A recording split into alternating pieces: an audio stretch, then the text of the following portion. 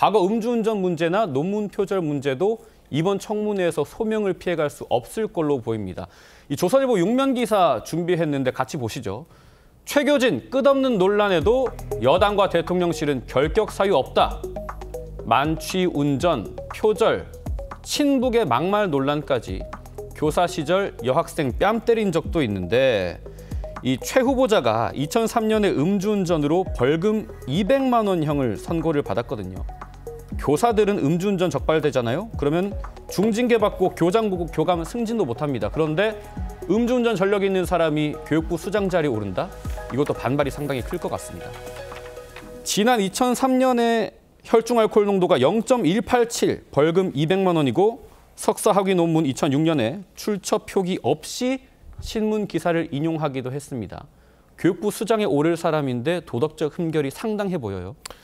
일단 뭐 음주운전 2003년, 석사학위 논문 2006년 이런 것들을 저는 정치권에 있다 보니까 이거를 참 부적절한 일이죠. 근데 네. 부적절한 일이라고 비판하기가 좀 송구스럽습니다. 왜냐하면 여야 할 것 없이 국민의힘이나 민주당 모두 이런 기준에 매우 안일한 기준을 적용하고 있거든요. 사실 최교진 후보자의 음주운전 전력을 비판하는 국민의힘 의원들, 그 동료 의원들 중에 음주운전 전력이 있는 사람들이 엄청 많습니다. 네. 민주당도 많습니다.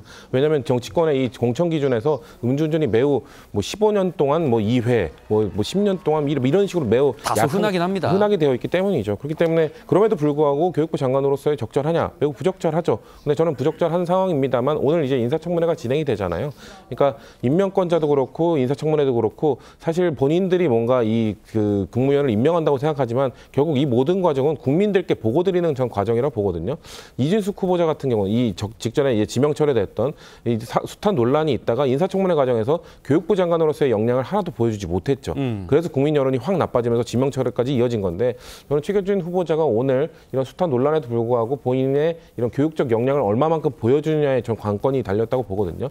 여기서 좀 역량을 많이 보여준다면 국민들께서 그 두 가지를 다 놓고 판단을 해주실 거고 역량에 대한 검증을 제대로 못한다, 실력을 못 보여준다. 그러면 아마 국민들께서 좋지 않은 판단을 해주실 건데 그 과정을 거치고 나서 아마 대통령실은 좀 판단하기 위해서 일단은 좀 지켜보자라는 결격 사유는 지금까지는 없다라고 그런 입장을 보인 걸로 보여집니다. 뭐 청문회에서 소명을 하겠다라고 하는데 그거를 검증할 증인이나 참고인이 0명입니다. 과연 제대로 이 검증이 이루어질지도 의문이고 당시에 본인은 만취 수준의 음주운전이었는데 벌금 200만 원으로 끝났어요. 그런데 이 최교진 후보자가 있었던 세종시 교육청의 징계 조치를 보면요. 음주운전 교원들에 대해서 가차없이 중징계를 내렸습니다. 변호사님, 지금 이런 상황 내로남불이라는 비판도 나오거든요. 당연하죠. 물론 이제 시대적인 차이는 있습니다. 최기준 후보자가 음주운전을 한 게 2003년이고 그때 당시에 그 음주운전에 대한 사회적 인식이나 뭐 징계 수준하고 지금 20년 넘게 지난 지금하고 뭐 단순 비교하기는 조금 어려운 측면이 있어요. 그러나 그렇다고 하더라도 일단은 이게 이 징계권자가 그때 당시 본인이었단 말이에요. 2020 지금 최근에 2021년에서 2025년까지는 네. 징계권자가 당시에 그 교육감이었던 이제 본인한테 책임이 있고 그때 징계를 받았던 사람들은 보면은 굉장히 센 징계예요. 10건 중에서 정직이 8건이고 강등이 2건이면은 이거 뭐 감봉도 아니고 정직 강등이면은 네. 앞으로 승진뿐만 아니라 내가 이거 앞으로 교사 생활을 계속 할 수 있을까 그런 생각이 들게 하는 굉장히 강한 징계인데 이렇게 징계를 받은 사람들 저는 아마 알코올 수치를 다 한번 좀 봤으면 좋겠어요.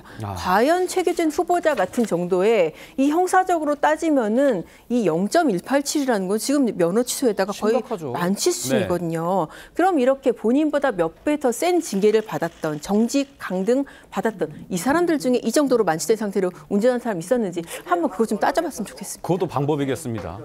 주로 이진숙 후보자는 논문 표절이 문제가 됐었거든요. 그런데 최교진 후보자는 음주운전, 도덕성, 논문 표절까지 복합적으로 문제들이 터져나오고 있습니다.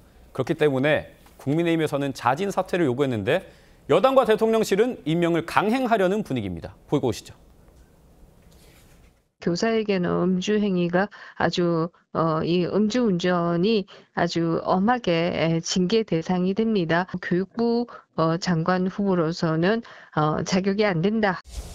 이번에 지금 이제 4분의 장관급 인사청문회가 있는데요. 지금까지 거론된 걸 쭉 봤는데 4분 다 크게 뭐 장관직을 수행하는데 결정적인 무슨 문제가 있다고 보지는 않습니다.